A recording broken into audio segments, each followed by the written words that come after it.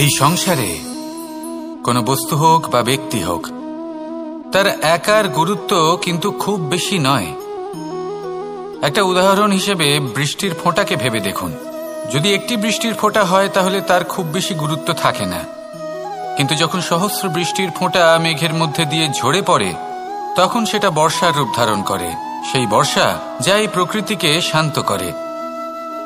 সেইভাবেই পাথরের ছোট টুকরো তার খুব বেশি গুরুত্ব থাকে না, কিন্তু যখন অসংখ্য পাথরের টুকরো একত্রিত হয় তখন তা পর্বতের আকার ধারণ করে।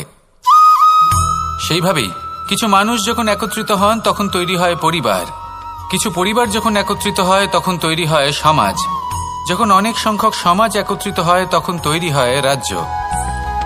এবার এই রাজ্যের সবথেকে গুরুত্বপূর্ণ ব্যক্তি হতে পারেন রাজা, কিন্তু তাও সেই রাজা একা কিছু করতে পারেন না। যুদ্ধ লড়ার সময় তারও নিজের সৈন্যদলকে প্রয়োজন পড়ে। কিন্তু এই সংসারে এমন একজন ব্যক্তি আছেন যিনি একাই সব কাজ করতে থাকেন, এবং সেই ব্যক্তি হলেন মা। আমাদের জীবনে একজন পিতার ভূমিকা কিন্তু নিঃসন্দেহে অমূল্য, কিন্তু আমাদের সকলের জীবনে যে ভূমিকা একজন মায়ের তা অন্য কারোর থাকে না। একজন মা একাই সন্তানকে বড় করতে পারেন, সংস্কারী করে তুলতে পারেন, তার জন্য পরিশ্রম করেন। আর এত কিছু কাজ করার পরেও তার কাজের জন্য তিনি প্রশংসা অবশ্য পান না। উল্টে যদি সেই সন্তান অনুচিত পথে চালিত হয়, অনুচিত কর্ম করে, তখন সেই মাকেই অপবাদের পাত্র হয়ে উঠতে হয়। আমাদের জীবনে মায়ের যোগদান কতটা সেটা বুঝুন। আপনাকে বড় করে তোলার জন্য উনি কতটা পরিশ্রম করেছেন সেটা বুঝুন। আজ থেকে, এখন থেকে, এই মুহূর্ত থেকে মাকে সম্মান করতে শিখুন। যখন সময় পাবেন, যখন সুযোগ হবে, তখন তার প্রশংসা করুন, ওনারও ভালো লাগবে। আর মায়ের এই মমতার জন্য, তার এই ভূমিকার জন্য আসুন সবাই মিলে আমরা তাকে প্রণাম করি, আর সকলে মিলে ভালোবেসে বলি রাধা রাধা। মানুষ তার জীবনে দুই ধরনের পরিস্থিতিকে খুব ভয় পায়। এক, কোনো কারণবশত কারোর সামনে নত হওয়া।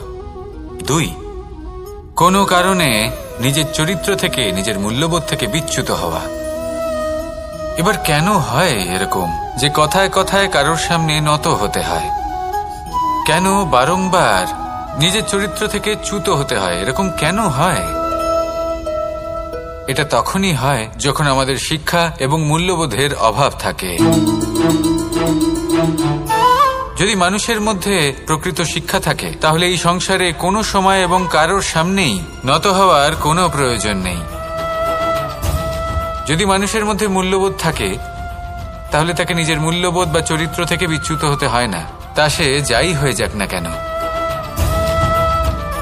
কোনো বালককে যদি জন্ম থেকেই সুশিক্ষার অধিকারী করা হয়, শিক্ষিত করা হয়, মূল্যবোধের অধিকারী করা হয়, তবে সে এই সংসারে এমন কর্ম করবে যাতে সে নিজেকে, নিজের পরিবারকে, সমগ্র সমাজকে গর্বিত করতে পারে। শিক্ষা লাভ করুন, মূল্যবোধ লাভ করুন, এবং আমার সাথে ভালোবেসে বলুন রাধা রাধা। মানুষের মানসিকতা এমন হয় যে সে যতটা করে আশা করে যে তার থেকে অনেক বেশি তার বদলে সে পাবে। দেখুন, সবকিছুই আপনার ভাবনা চিন্তার উপর নির্ভর করছে। আপনি যদি ফলের বিষয়ে ভেবে কর্ম করতে থাকেন তাহলে সেটা অনুচিত। জীবনের আসল আনন্দ হলো নিজের কর্ম করতে থাকা, ফলের চিন্তা করা উচিত নয়। যদি আপনি এরকম ভাবেন যে আমি এতটা করছি, আমার এতটা পাওয়া উচিত, সেই ভাবনা অনুচিত। যদি আপনি সেবার মানসিকতা নিয়ে কর্ম করতে থাকেন, কর্মচক্রে প্রবাহিত হন, যদি আপনি এমন ভাবনা রাখেন যে আমি এতটা পাচ্ছি তাই এর থেকে অনেক বেশি আমি কর্ম করব, তাহলে নিশ্চিত রূপে আপনি যতটা করছেন তার থেকে অনেক বেশি আপনি পাবেন, আপনার আশার থেকে অনেক বেশি আপনি পাবেন। শুধু জীবনে অনেক বেশি কাজ করতে থাকুন, ফলের চিন্তা করবেন না। আর মনে রাখবেন, এই ভাবনাই সব থেকে বড় বীজ। কর্মের উপর বিশ্বাস রাখুন, জীবনে যা যা আপনি চান সবই সুখময় হবে। আসুন আর আমার সাথে ভালোবেসে বলুন, রাধা রাধা। আপনি কখনো পর্বতের শিখরে উঠেছেন? আপনি দেখতে পাবেন পর্বতের পদতলে প্রচুর সুন্দর ফুল রয়েছে, সবুজ বনানী রয়েছে। যত আপনি ওপরে উঠতে থাকবেন তত ফুল কমতে থাকবে, সবুজ বনানী কমতে থাকবে। আরো কিছুটা ওপরে উঠলে কাঁটা জাতীয় গাছ দেখতে পাবেন, শুকনো গাছ দেখতে পাবেন। আরো যদি ওপরে ওঠেন তাহলে পাষাণ দেখতে পাবেন। আরো উপরে উঠলে হিমখণ্ড দেখতে পাবেন। এই যে পর্বত, তা মনুষ্য জীবনের সবথেকে উত্তম উদাহরণ। মানুষ যখন সাফল্যের শিখরে পৌঁছতে চান, মহানুভবতার শিখরে পৌঁছতে চান, পথে যত আস্তে আস্তে উপরে উঠতে থাকেন ততই ভৌতিক বস্তু তার থেকে বিচ্ছিন্ন হতে থাকে।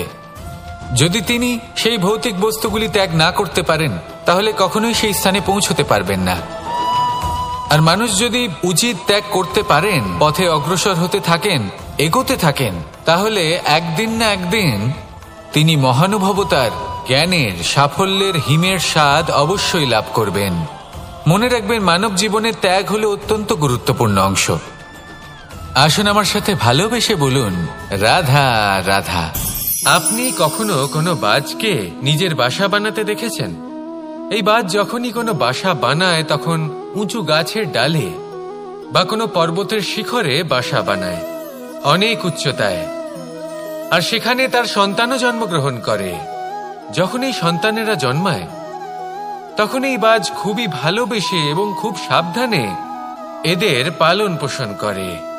নিজের ঠোঁট দিয়ে তাদের ঠোঁটে খাবার পরিবেশন করে।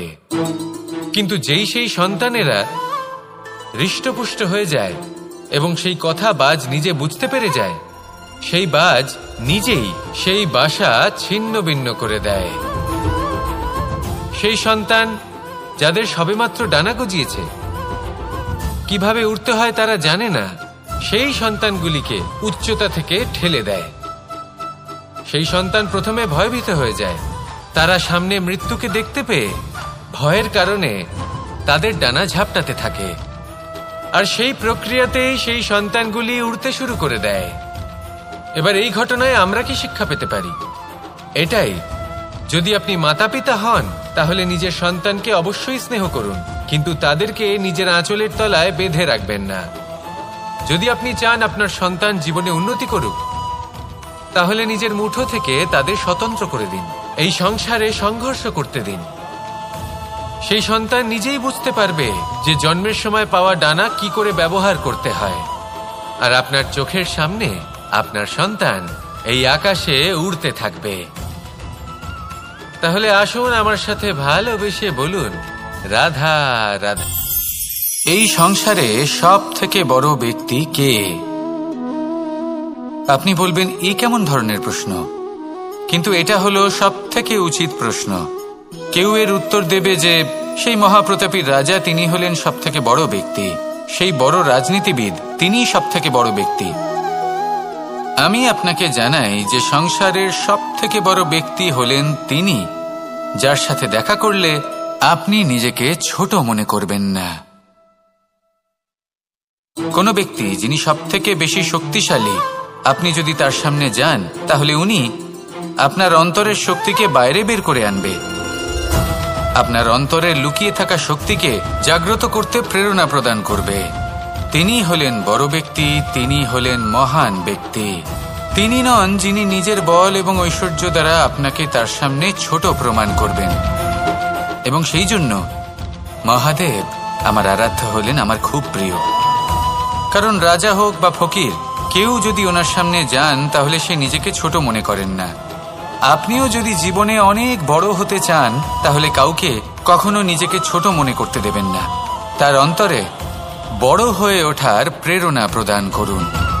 আসুন আমার সাথে ভালোবেসে বলুন, রাধা রাধা। সূচের শেষে একটি ছিদ্র থাকে যার দ্বারা আমরা এই সুতো পরাতে পারি। আর তারপর সূচের সাহায্যে এই সুতো দিয়ে বস্ত্র সেলাই করা যায়। কিন্তু যদি সুতোটা সোজা করে ধরা না হয় তাহলে সূচে কখনো এই সুতো পরানোই সম্ভব নয়। যদি এতে কোনো গিঁট পড়ে তখন তা কখনোই এই ছিদ্র দ্বারা প্রবেশ করা সম্ভব নয়। ঠিক এইভাবেই যদি আপনি কারোর জীবনে প্রবেশ করতে চান, কারোর অন্তরে প্রবেশ করতে চান, তাহলে আপনাকেও সহজ থাকতে হবে। এতে কোনো গিঁট থাকলে চলবে না, অর্থাৎ মনে যাতে কোনো মালিন্য না থাকে, যেন কোনো কুচিন্তা না থাকে। যদি এসব থাকে তাহলে আপনি কখনো কারোর জীবনে প্রবেশ করতে পারবেন না। আর যদি কোনোভাবে আপনি প্রবেশ করেও যান তাহলে তার মনে ঘর করতে পারবেন না। নিজেকে এই সুতোর মতন করে তুলুন, সহজ। মনে যেন কোনো কুচিন্তা না থাকে, সবার প্রতি যেন সদ্ভাবনা থাকে, শুভ চিন্তা থাকে। এমনটা করতে থাকুন। এমন একটা দিন আসবে যেদিন এই সমস্ত সংসারের ব্যক্তির মনে আপনি বাস করবেন, আর তখন এই মন প্রসন্ন হয়ে বলবে, রাধা রাধা। কথায় আছে যে এমন কোনো অক্ষর নেই যার দ্বারা কোনো মন্ত্র হয় না, এমন কোনো বনস্পতি নেই যা নিজেই একটা ঔষধি নয়, পৃথিবীর এমন কোনো ব্যক্তি নেই যার মধ্যে কোনো যোগ্যতা থাকে না। শুধু প্রয়োজন হলো যে ব্যক্তিকে আমরা খুঁজে চলেছি তাকে সঠিকভাবে চিনে নেওয়া। যদি তার যোগ্যতা, তার বিশেষত্ব আমরা বুঝতেই না পারি তাহলে আর লাভ কি রইল? এই সংসারে এমন অনেক ব্যক্তি রয়েছেন যারা ছোট ছোট অসফলতার কারণে আপনাকে এটা বলে দেবে যে আপনি কোনো কাজের নন, আপনি হলেন মূর্খ, আপনি কিছুই করতে পারবেন না। এইসব কথায় কখনোই বিশ্বাস করবেন না, কারণ আপনি এবং প্রত্যেকটি জীব এই পরমাত্মা এবং এই প্রকৃতির সৃষ্টি, যা অত্যন্ত বিশেষ। যদি আপনাকে উদাহরণ দিই তাহলে একদিকে আছে তরোয়াল, একটা বড় লম্বা তরোয়াল যার দ্বারা যুদ্ধ করা যায়, জয়লাভ করা যায়। আর অন্যদিকে রয়েছে একটা ছোট্ট সূচ, কিন্তু যে কাজ একটা ছোট্ট সূচ করতে পারে তা একটা তরোয়াল দ্বারা সম্ভব নয়। এর অর্থ হলো এটাই যে প্রত্যেকটা রচনা অত্যন্ত অমূল্য এবং অত্যন্ত বিশেষ হয়। তাহলে বিশ্বাস রাখুন যে আপনি অত্যন্ত বিশেষ একজন, আর প্রেমের সাথে বলুন, রাধা রাধা। এটা হলো ধান গাছ। এর থেকে যে চাল উৎপন্ন হয় তা মানুষ গ্রহণ করেন। আর এটা কি? এ হলো জংলি ঘাস। একবার ভেবে দেখুন, যদি এই জংলি ঘাস ধান গাছের আশেপাশে থাকে তাহলে কি হবে? ধান উৎপন্ন হতে পারবে? তা উৎকৃষ্ট হতে পারবে? আমরা কি তা গ্রহণ করতে পারবো? কখনোই নয়। এই জংলি ঘাস ধানকে নষ্ট করে দেবে, কিন্তু নিজে জীবিত থাকবে। এটাই হলো আজকের শিক্ষা। এই সংসারে যদি আপনি নীতির পথে চলতে চান, উচিত কর্ম করতে চান, সংসারকে সেবা করতে চান, তাহলে জংলি ঘাসের মতো ব্যক্তিদের থেকে সবসময় দূরে থাকতে হবে। সেই ব্যক্তি যারা দুর্নীতি এবং মিথ্যা দ্বারা পরিপূর্ণ, যাদের ব্যবহার অশুভ, যাদের অনেক অশুভ গুণ রয়েছে, তারা সঠিক নয়। সেই সকল ব্যক্তি যাদের চরিত্র অত্যন্ত দুষ্ট হয়, তারা হয় শুভ চরিত্রের ব্যক্তিকে একদম নষ্ট করে দেয়, নয় নিজের মতো বানিয়ে তোলে। তাই যদি আপনি নীতির পথে চলতে চান, এই সংসারের জন্য শুভ কর্ম করতে চান, তাহলে সেই সঙ্গ লাভ করুন যে সঙ্গ জ্ঞানে পরিপূর্ণ, যাদের মধ্যে অনেক গুণ আছে, যাদের থেকে প্রতিদিন কিছু শিখতে পারবেন। এমন ব্যক্তির সাথে জীবন অতিবাহিত করুন, দুরাচারীদের থেকে দূরে থাকুন। তবেই এই মন প্রসন্ন হয়ে বলবে, রাধা রাধা। পঞ্চতত্ত্বের মধ্যে দ্বিতীয় তত্ত্ব হল ধরণী, ভূমি, যাকে আমরা ধরণী মাতা বলি। এই ধরণী ধৈর্য ধারণ করে, আর এর ওপরেই আমাদের সমগ্র সংসার নির্ভরশীল। কারণ এই ভূমি সহ্য ক্ষমতা রাখে, এর সহ্য ক্ষমতা হল অপরিসীম। সন্তান যতই আঘাত প্রদান করুক না কেন, প্রেম পূর্বক সহ্য করে, আর তার বদলে অমূল্য রত্ন প্রদান করে। সন্তান যদি হাল চালায় তাহলে তার বদলে তাকে অন্ন প্রদান করে। এটাই হলো ধরণী। এবার এর থেকে আমরা কি শিক্ষা পেতে পারি? এটাই যে কারোর জন্য কিছু করা বা কাউকে কিছু দেওয়া মনে কোনো কামনা ছাড়াই। আর এই কথাটা বুঝে যান, যদি কারোর জন্য কামনা না রেখে বা কোনো পাওয়ার আশা না রেখে কারোর জন্য কিছু করেন বা কারোকে কিছু দেন, যদি এটা আপনি শিখতে পারেন তবে আপনি ভালোবাসতে শিখে গেছেন। আর সেই জন্যই এই ধরিত্রীকে মাতা বলা হয়, কারণ মাতা শুধু উনি নন যিনি গর্ভে সন্তানকে ধারণ করেন, মাতা তো উনিও যিনি জীবন বাঁচতে শেখান, যিনি জীবন বাঁচার উদাহরণ প্রদান করেন।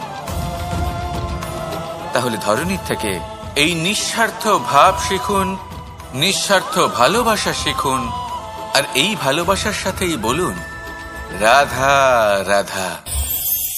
এই সংসারে আমরা প্রকাশ কোথা থেকে পাই? এর উত্তর বড়ই সরল। ভোরে যখন সূর্যোদয় হয় তখন প্রকাশের কিরণ আমাদের ঘরে এসে পৌঁছয়। এইভাবেই আমরা প্রকাশ লাভ করি। এবার এই প্রকাশের আলোতেই আমরা সারাদিনের কাজ সম্পন্ন করি। সন্ধে হয়ে যায়, সূর্যাস্ত হয়ে যায়, আর আমাদের ঘর যাতে অন্ধকার না হয় তার জন্য আমরা একটা প্রদীপ প্রজ্বলিত করি। এটাই ঘটে আমাদের জীবনেও। এবার প্রবাহমান আয়ুর সাথে আমরা আমাদের অন্তরে যদি একটা প্রদীপ প্রজ্বলিত করে নিই তাহলে বিষয়টাই অন্যরকম হবে। এবার আপনি বলবেন কোন প্রকাশের কথা বলছি যা আমাদের অন্তরে জাগ্রত করা সম্ভব? আমাদের আত্মার মাঝে প্রেমের প্রকাশ জাগ্রত করার কথা বলছি। কারণ আমাদের এই জীবন এও হলো দিনের আলোর মতো। আজ প্রকাশ আছে, কিন্তু কোনোদিন অবশ্যই অস্ত হবে। কিন্তু অস্ত হবার আগে যদি আমরা আমাদের আত্মার মাঝে প্রেমের এই প্রকাশ উজ্জ্বলিত করে নিই তাহলে আমাদের সন্ধ্যাকালও আমরা আনন্দে এবং প্রেমে যাপন করব। তাহলে আসুন আর আমার সাথে ভালোবেসে বলুন রাধা রাধা।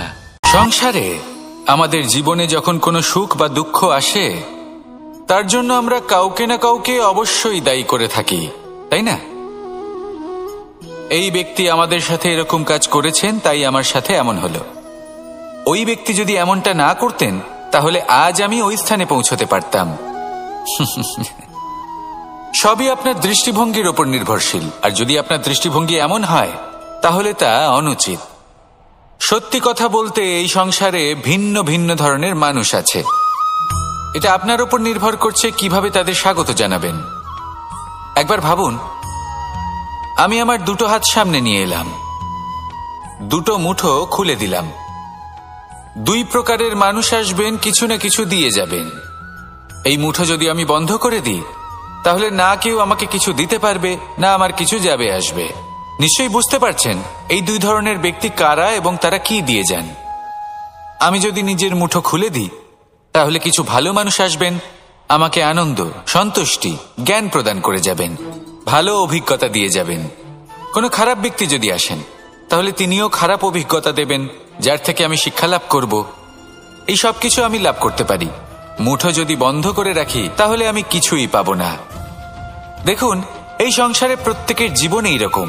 প্রত্যেকের জীবনে সবকিছুই আছে, ভালো খারাপ দুই মানুষই আছে। ভালো অভিজ্ঞতা আছে, খারাপ অভিজ্ঞতা আছে। নির্ভর করছে আপনার উপর যে আপনি কি করবেন, এনাদের স্বাগত কিভাবে জানাবেন, কার থেকে কি বুঝবেন, কি শিখতে পারবেন, আর কোন দৃষ্টিভঙ্গি নিয়ে অগ্রসর হবেন। এটাই নির্ধারণ করবে যে আপনার জীবন কেমন হবে। আসুন আমার সাথে ভালোবেসে বলুন রাধা রাধা। জীবনে যখন কোনো ব্যক্তি নিজের লক্ষ্য প্রাপ্তির জন্য নিরন্তর পরিশ্রম করতে থাকেন, চেষ্টা করতে থাকেন, তখন তিনি কষ্ট অনুভব করেন। কখনো শারীরিক কষ্ট, কখনো মানসিক কষ্ট। এবার উনি এটা ভাবতে থাকেন যে আমি কি উচিত করছি নাকি অনুচিত করছি। কারণ অন্যদিকে এমন একজন ব্যক্তিও আছেন যিনি একদমই পরিশ্রম, চেষ্টা করছেন না। তিনি মদিরা পান করেন, বিলাসিতায় জীবন কাটান, অলস প্রকৃতির হয়ে ওঠেন, নিদ্রাতে বিলীন হয়ে থাকেন আর ভাবেন যে তিনি সুখ লাভ করছেন। কিন্তু এরকম কেন হয়? কারণ যখন আমরা সৎ পথে থাকি, উচিত পথে চলি, লক্ষ্য প্রাপ্ত করার জন্য চেষ্টা করতে থাকি, তখন আমাদের ভেতরে থাকা নেতিবাচক শক্তি এবং পাপ এই দেহকে ত্যাগ করে দেয়। আর এই অনুভূতিটাই আমাদের দুঃখের অনুভূতি দেয়, কষ্ট দেয়। এবার সেখানে যদি আমরা কুপথে চলি, অনুচিত পথে চলতে থাকি, তাহলে আমাদের ভেতরে থাকা পুণ্য এবং ধনাত্মক শক্তি আমাদের দেহ ত্যাগ করে দেয়। আর এই অনুভূতির কারণেই আমরা সুখ অনুভব করি। কিন্তু কখনো ভাববেন যে এই সুখ বেশি সময় পর্যন্ত থাকে না। সেই জন্য সবসময় মনে রাখবেন, যদি আপনি জানেন যে এটাই আপনার লক্ষ্য, এটাই উচিত পথ, শুভ পথ, তাতে নিরন্তরভাবে এগিয়ে যেতে চেষ্টা করতে থাকুন। এই কষ্ট আপনাকে সুখের পরাকাষ্ঠায় কখন পৌঁছে দেবে তা আপনি জানতেই পারবেন না। আসুন আমার সাথে ভালোবেসে বলুন, রাধা রাধা। প্রত্যেক মানুষ নিজের জীবনে হীরক তথা হীরে এবং দর্পণ এই দুই দেখেছেন। এই দুই হলো সাদা এবং এরা দুজনেই আলোর প্রতিফলন ঘটায় এবং এরা দুজনেই উজ্জ্বল হয়ে ওঠে। আপনি হয়তো মনে মনে ভাবছেন যে এটা কি ধরনের তুলনা করছি। একটা হীরে তো রত্ন, তার মূল্য দর্পণের থেকে অনেক গুণ বেশি।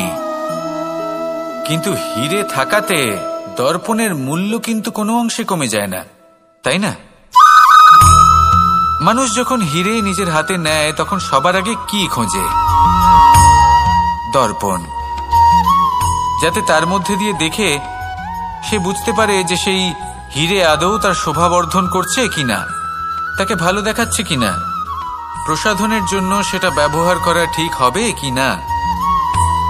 অর্থাৎ হীরের উপস্থিতিতে দর্পণের গুরুত্ব কম হলো না, দর্পণের কারণে হীরের মূল্য বোঝা গেল। আমাদের জীবনেও ঠিক এরকমই ঘটে। আপনারা যদি সংসারে নিজের আশেপাশে দেখেন, এমন অনেক মানুষ দেখতে পাবেন যারা নিজেদের ক্ষেত্রে মহান স্থানে পৌঁছেছেন, নিপে মনে করবেন না। আসুন আর আমার সাথে ভালোবেসে বলুন, রাধা রাধা। মানুষ জন্মগ্রহণ করে, তার সাথে ভয়েরও জন্ম হয়। ছোটবেলা থেকেই আমাদের মনে কোনো না কোনো প্রকারের ভয় থেকেই যায়। কেউ এই বিষয়ে ভয় পায় যে তার কোনো বস্তু তার থেকে দূরে চলে যাবে। কেউ এই বিষয়ে ভয় পায় যে আমি নিজেকে হারিয়ে ফেলব। কেউ এই ভেবে ভয় পায় যে আমার প্রিয়জনেরা তারা যেন আমার থেকে দূরে না চলে যায়।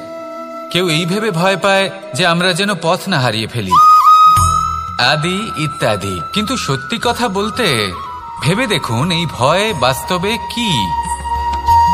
শুধুই একটা মনস্থিতি, আর কিছুই নয়। যা কিছু আপনি জীবনে পেয়েছেন তা একদিন আপনাকে হারাতে হবে। এই জীবন হলো আপনারই, কিন্তু তাও একদিন সমাপ্ত হবে। তাই ভয় পেয়ে কি লাভ? এই ভয় শুধু আপনাকে জীবন যাপন করা থেকে বাধা দিচ্ছে, আর কিচ্ছু নয়। পথ হারিয়ে ফেললেই বুঝতে পারবেন যে নতুন পথ কিভাবে বানাতে হয়। কিছু মানুষকে জীবন থেকে হারালে তবেই আপনি বুঝবেন যে আপনার আপনজনকে। এই ভয়ের কারণে ভীত হয়ে থাকবেন না। এই তারা নক্ষত্র অন্ধকারের অভাবে গুরুত্ব হারায়। শিবকেও মহাদেব হওয়ার জন্য বিষ পান করতে হয়েছিল। প্রত্যেক পরিস্থিতি, প্রত্যেক সাফল্য আপনার পরীক্ষা নেবে, তাতে উত্তীর্ণ হওয়া হলো আপনার কর্ম। যখনই আপনি ভয় পাবেন বা সংকটের সম্মুখীন হবেন, তখন সাহসের সাথে তার সম্মুখীন হন। মনে রাখবেন, যে সম্মুখীন হতে জানে সাফল্য তার সাথে সবসময় থাকে। আসুন আর আমার সাথে ভালোবেসে বলুন, রাধা রাধা। এই সংসারে সব থেকে বেশি কোমল বস্তু হলো রেশম। এই রেশম এতটাই কোমল হয় যে এর পুরো একটা থান শুধুমাত্র একটা হাতে ধরা সম্ভব। কখনো ভেবে দেখেছেন এই রেশম কিভাবে হয়? একটি কীট তার লালার দ্বারা উৎপন্ন হয়। এই কীট সেই রেশমকে পাক দিতে থাকে, পাক দিতেই থাকে, দিতেই থাকে, আর আস্তে আস্তে তার মধ্যেই জড়িয়ে পড়ে। শেষে ওর এই সুন্দর অমূল্য সৃষ্টি রেশমের এই সুতো, তার নির্মাণ কার্য পূর্ণ হয়। কিন্তু তাতেই ও নিজে বন্দী হয়ে যায়। নিজেরই মায়াজালের এই বন্দী গৃহে নিজেই ফেঁসে যায়। এবার এই সুতোকে ব্যবহারযোগ্য করে তোলার জন্য এই কীটগুলিকে এই কবচের সাথেই ফুটন্ত জলে ফেলে দেওয়া হয়। এই সংসারে যদি আমাদের স্বপ্ন এই সংসারের দুঃখ হরণ করার জন্য এই সংসারে সুখ বিতরণ করার জন্য হয়, তবেই আমাদের প্রগতি সম্ভব। যদি আমাদের এই স্বপ্ন শুধুই আমাদের এবং আমাদের স্বার্থ সিদ্ধির জন্য হয়, তাহলে এই স্বপ্ন আমাদের অন্ধ করে দেবে, আমাদের অন্ধকারের পথে নিয়ে যাবে, আর আমরাও সেই কীটের মতো হয়ে যাব। নিজেদেরই মায়াজালে আমরা নিজেই ফেঁসে যাব, আর শেষে আমরা যদি কিছু লাভ করি তা হবে একাকিত্ব, অন্ধকারময় মৃত্যু। তাই স্বপ্ন অবশ্যই দেখুন, কিন্তু এমনভাবে স্বপ্ন দেখবেন না যে তার এই বন্দিগৃহে আপনি নিজেই ফেঁসে গেলেন। স্বপ্ন দেখুন পরোপকারের, পরমার্থের, সবাইকে উদ্ধারের, অন্ধকারের নয়। তবেই কল্যাণ হবে, আর তবেই এই হৃদয় প্রসন্ন হয়ে বলবে রাধা রাধা। মানুষ যখন এই সংসারে প্রবেশ করে, অর্থাৎ জন্মগ্রহণ করে, তখন নিশ্চিন্তে থাকে, আনন্দে থাকে। কিন্তু যেই মাত্র তার মধ্যে বোধশক্তি আসে, তখন সে চিন্তা করতে শুরু করে। চিন্তা ভবিষ্যতের, সেই সমস্ত বিষয় নিয়ে চিন্তা করে যা ওর হাতে নেই। তারপর বড় হয়, বিবাহ সম্পন্ন হয়, গৃহস্থ জীবন যাপন করে, তারপর আবার চিন্তায় মগ্ন হয়ে যায়। ভাবে এই যে আমার পরিবার, আমি কি ঠিকমতো তার খেয়াল রাখতে পারছি? কাল যখন আমি এই সংসার থেকে চলে যাব, তখন আমার এই পরিবারের দেখাশোনা কে করবে? শেষ পর্যন্ত এই পরিবার তো আমারই উত্তরদায়িত্ব। যাক, আপনাকে একটা প্রশ্ন করি। এই সংসারে আসার পূর্বে আপনি কি এই প্রশ্ন করেছিলেন, এটা ভেবেছিলেন যে আমাকে ছাড়া এই সংসার কিভাবে চলবে? করেননি, তাই তো? তাই আপনার এটা নিয়ে দুশ্চিন্তা করার প্রয়োজন নেই যে আপনি যখন এই সংসার ত্যাগ করে চলে যাবেন তখন কি হবে। আপনি যখন ছিলেন না তখনও এই সংসার চলছিল, আপনি যখন এই সংসার ত্যাগ করবেন তখনও এই সংসার চলতে থাকবে। যদি কোনো বিষয়ের প্রভাব থাকে তা হলো আপনার আজকের তথা বর্তমানের কর্ম, অর্থাৎ আজ আপনি কি করছেন, কার জন্য মঙ্গল করছেন, কাকে প্রেরণা দিচ্ছেন, কাকে সাহায্য করছেন, কোন উদাহরণ প্রস্তুত করছেন। আপনি এই সংসারে যে ছবি অঙ্কন করবেন, সংসার সেটাই মনে রাখবে। তাহলে শুধু সৎকর্ম করুন, মঙ্গল করতে থাকুন, আর আমার সাথে ভালোবেসে বলুন রাধা রাধা। একবার একটা শেয়াল বনে বিচরণ করছিল।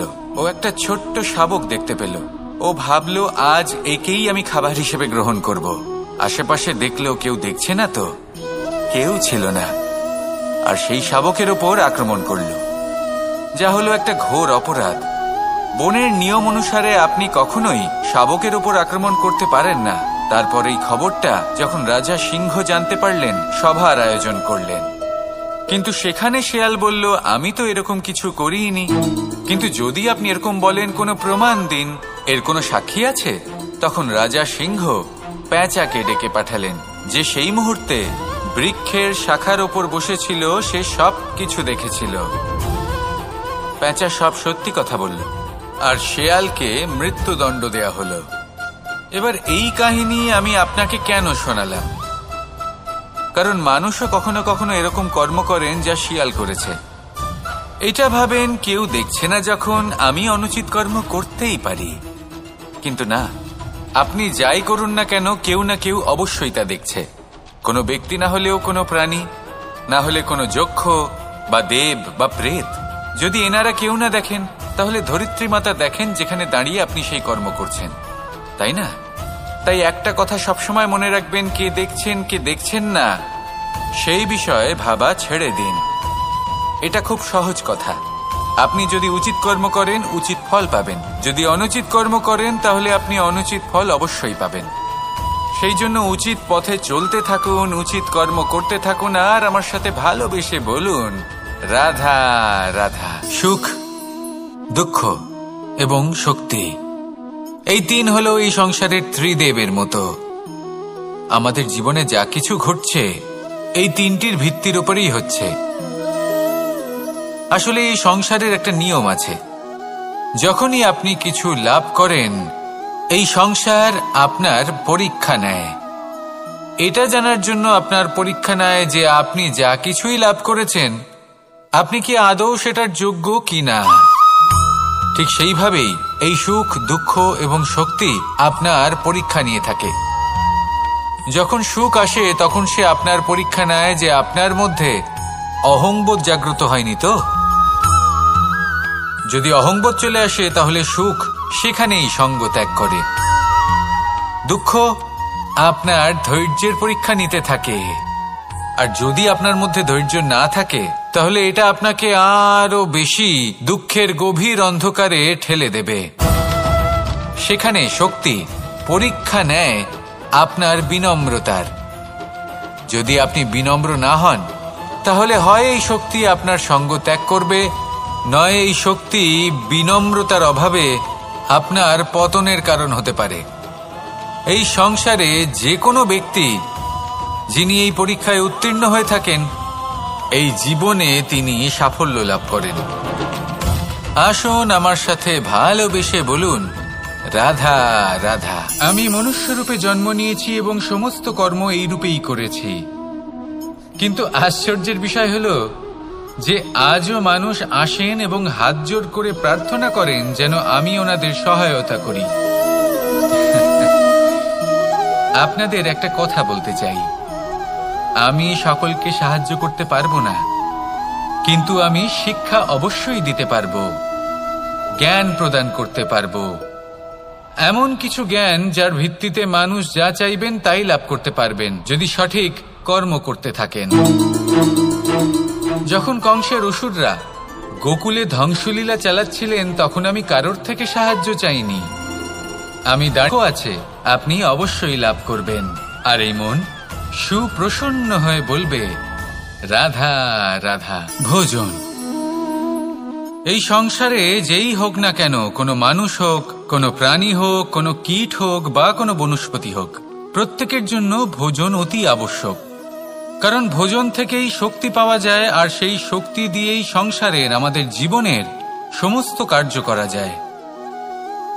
এবার এমন এক ধরনের শক্তি হয় যা শীতের ঋতুতে সূর্য থেকে আমরা পেয়ে থাকি, আর আরেক ধরনের উত্তাপ হয় যা দিয়ে ভোজন রান্না করা হয়, সুস্বাদু নানান ধরনের ভোজন। এবার অত্যন্ত গুরুত্বপূর্ণ হলো যে ব্যক্তি সেই ভোজন বানাচ্ছেন তার মানসিক পরিস্থিতি এবং সেই ব্যক্তি যিনি ভোজন গ্রহণ করছেন তার মানসিক অবস্থা। যখনই আপনি ভোজন বানাচ্ছেন তখন ভালোবাসার সাথে কাজটা করুন, ধন্যাত্মক ভাব নিয়ে, সৎ ভাবনার সাথে, কারণ আপনার এই মানসিক স্থিতি শক্তির আকারে সেই খাদ্যের সাথে মিলে মিশে যায়। আর যখনই আপনি ভোজন গ্রহণ করছেন তখন সদ্ভাবনার সাথে, প্রসন্নতার সাথে গ্রহণ করুন, ধন্যাত্মক ভাব নিয়ে। যদি আপনি প্রসন্নতার সাথে রান্না করেন, প্রসন্নতার সাথে খাদ্য গ্রহণ করেন, তাহলে আপনি প্রসন্নই থাকবেন, আর মন সুপ্রসন্ন হয়েই বলবে, রাধা রাধা। দীপাবলি আমাদের সবথেকে বড় উৎসব। শ্রীরাম রাবণকে পরাস্ত করে 14 বছরের বনবাস কাটিয়ে আবার অযোধ্যায় ফিরে এলেন অমাবস্যার রাত্রে। অযোধ্যায় সবাই খুব প্রসন্ন ছিলেন, খুবই উৎসাহিত ছিলেন। অযোধ্যায় সহস্র প্রদীপ প্রজ্বলিত করা হয়েছিল এই উৎসবে। একে আমরা দীপাবলি বলে থাকি। এবার এই বিষয়ে আমরা সকলে জানি। আপনি কি এটা জানেন যে শ্রীরাম বাস্তবে অমাবস্যার এক রাত আগেই অযোধ্যায় পৌঁছে গেছিলেন? সবার সামনে অমাবস্যার রাতে এসেছিলেন। এর কারণ কি? শ্রীরাম প্রমাণ করতে চেয়েছিলেন যে যে কোনো সময়, দিন হোক বা রাত, শুভ বা অশুভ হয় না। শুভ অশুভ কিছু থাকলে তা হলো মানুষের চিন্তা, তার ভাবনা, তার নির্বাচন আর তার কর্ম। নিজেই দেখে নিন। শ্রীরাম তাহলে নিজের পরিবারের সাথে দীপাবলি পালন করুন। আপনাদের শুভেচ্ছা জানাই। আসুন আর আমার সাথে ভালোবেসে বলুন, রাধা রাধা। এই শুকনো পাতাটিকে দেখুন, নিষ্প্রাণ হয়ে পড়েছে। কোনো একটা সময় এই পাতাটি একটা গাছের ডালে ছিল। সেই গাছ ওর লালন পালন করত। যখন যখন বাতাস বইত, এই পাতায় কম্পন দেখা দিত, মনকে প্রফুল্ল করে তুলত। কোনো একদিন এই পাতা গাছের ডাল থেকে ঝরে পড়ে গেল। নিঃসন্দেহে ও নিজের স্বাধীনতা পেল, কিন্তু আস্তে আস্তে শুকিয়ে গেল, নিষ্প্রাণ হয়ে গেল। দেখুন, আমি এই কথা বলছি না যে স্বাধীনতা অনুচিত, কখনোই না। কিন্তু যে কোনো পরিস্থিতিতে স্বাধীন হতে চাওয়া এটা নিশ্চিতরূপে অনুচিত।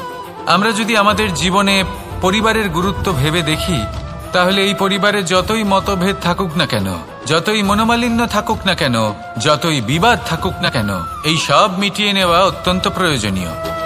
সেই সবকিছু সমাপ্ত করা অত্যন্ত প্রয়োজনীয়। কখনো এই পরিবারকে ভাঙতে দেবেন না, কখনো এই পরিবার থেকে দূরে চলে যাবেন না। এই পরিবার হলো আমাদের জীবনের একটা অমূল্য সম্পদ, অমূল্য এক আশ্রয়, যা এই সংসারে হয়তো কোথাও আপনি পাবেন না। তাই একে আগলে রাখুন। ভেবে নিন আপনি পাতা আর আপনার পরিবার। এটা হলো একটা বিশাল আকার বট গাছের এবং একটি নিম গাছের গল্প। এই নিম গাছটা সেই বট গাছের কাছেই অবস্থিত ছিল। একদিন কয়েকজন কাঠুরে বনে প্রবেশ করলেন। তাদের দেখে এই নিম গাছ খুব ভয়ভীত হয়ে পড়ল। ও সেই বট গাছের কাছে সাহায্য চাইল। বলল যে, হে বট গাছ, আমাকে সাহায্য করুন, আপনার এই শাখা প্রশাখা দ্বারা আমাকে ঢেকে রাখুন, যাতে এই কাঠুরেরা আমাকে দেখতে না পান আর আমি বেঁচে যাই। কিন্তু সেই বট গাছ ছিল অসম্ভব অহংকারী। নিজের অহংকারে সে মত্ত হয়েছিল। সে না ওকে উত্তর দিল আর না ওকে সাহায্য করল। সেই কাঠুরেগণ এলেন, নিম গাছটা কাটলেন আর চলে গেলেন। কিছুদিন পরে আবার সেই কাঠুরেগণ সেই বনে এলেন, আর এইবার তাদের কুঠার দ্বারা বট গাছে আঘাত করতে শুরু করলেন। এই প্রহার সহ্য করতে করতে বট গাছটি দেখল ও বুঝতে পারল যে সেই কুঠারগুলি নির্মিত হয়েছে সেই নিম গাছের ডাল দিয়েই। এবার এই ভুলটাই বেশিরভাগ মানুষই করে বসেন, বিশেষ করে তখন যখন তার কাছে শক্তি থাকে, সাফল্য আসে। নিজের অহংকারে মত্ত হয়ে দুর্বল ব্যক্তিকে আঘাত করে, তাদের কষ্ট দেয়।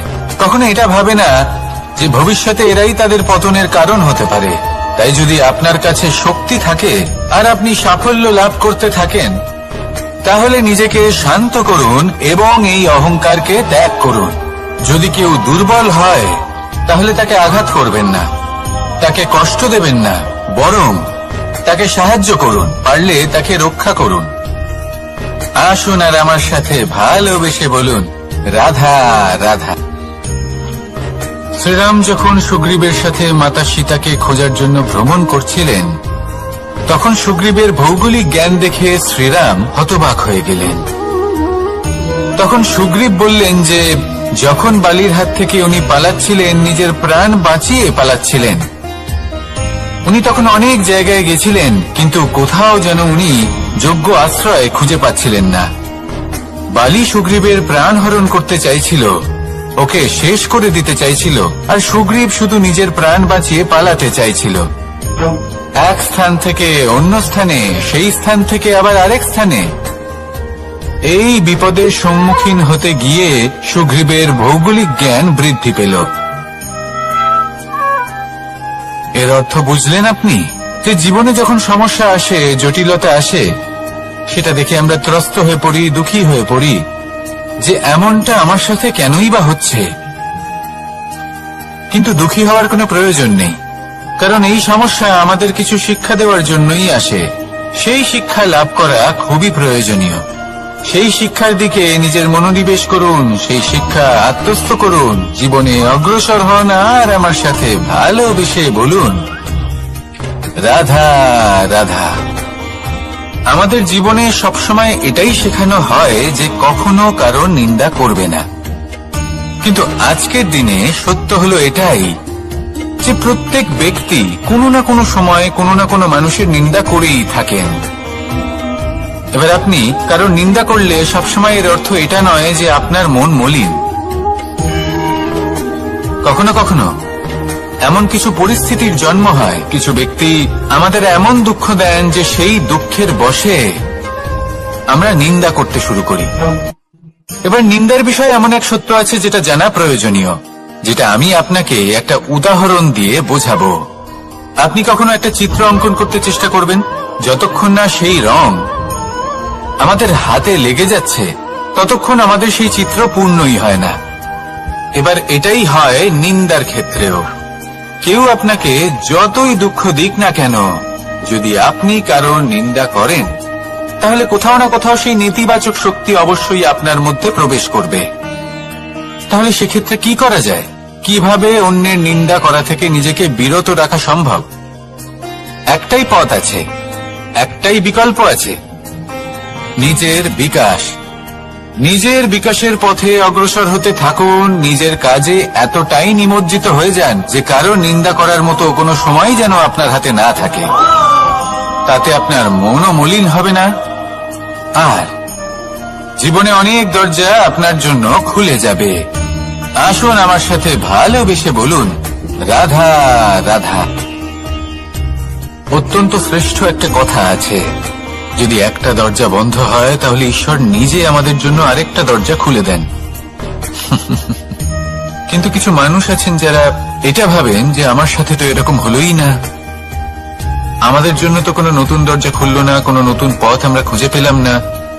সেই বিষয়ে আমরা চিন্তা করি, দুঃখ পাই যে এরকম কেন হলো। কখনো কখনো নতুন দরজা উন্মুক্ত হয়, কিন্তু পুরনো যে বন্ধ দরজা আছে তার সামনেই আমরা দুঃখী হয়ে বসে থাকি, আর এমন ভাবে বসে থাকি যে নতুন দরজার দিকে আমাদের চোখই যায় না। কখনো কখনো ঈশ্বর জেনে শুনেই আমাদের জন্য নতুন দরজা, নতুন পথ উন্মুক্ত করেন না, কারণ তিনি চান যে আমরা যেন পরিশ্রম করি, কর্ম করি, নিজেকে আরো বেশি শ্রেষ্ঠ করে তুলি, সক্ষম হই, আর নিজের পথ আমরা নিজেই খুঁজে নিই। কখনো কখনো এমনও হয় যে ঈশ্বর চান যে আমরা যেন সেই পথে চলতে শুরু করে দিই। ভবিষ্যতে গিয়ে ঈশ্বর আমাদের সবকিছুই প্রদান করেন। মনে রাখবেন, যে ব্যক্তি নিজের বাড়িতে এসে নিজের দুঃখ নিয়ে বিলাপ করতে থাকেন, সুখ তার দরজায় পৌঁছে গিয়েও বন্ধ দরজা দেখে ফিরে চলে যায়। তাই দুঃখ আমাদের সকলের জীবনে আছে, কিন্তু সেই দুঃখকে আঁকড়ে ধরে বসে থাকবেন না, তাহলে আপনি আসন্ন সুখও ভোগ করতে পারবেন না। আসুন আমার সাথে ভালোবেসে বলুন, রাধা রাধা।